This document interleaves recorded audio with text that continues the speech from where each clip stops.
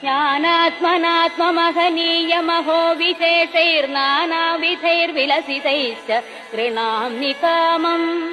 मानादिगप्रमददायक कैटभारे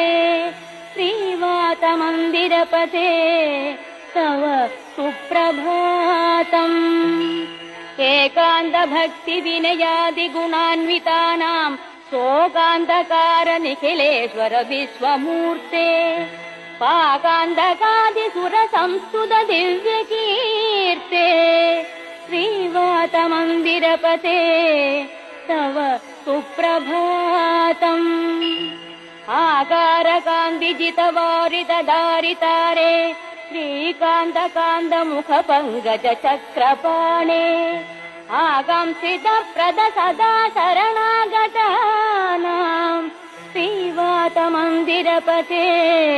तव सुप्रभातम् श्रीराजमानसुमनो मकुटाग्ररत्ननीराजिताङ्घ्रियुग भक्तजनैकबन्धो नारायणाच्युत हरे भगवन्मुरारे श्रीवातमन्दिरपते तव सुप्रभातम्।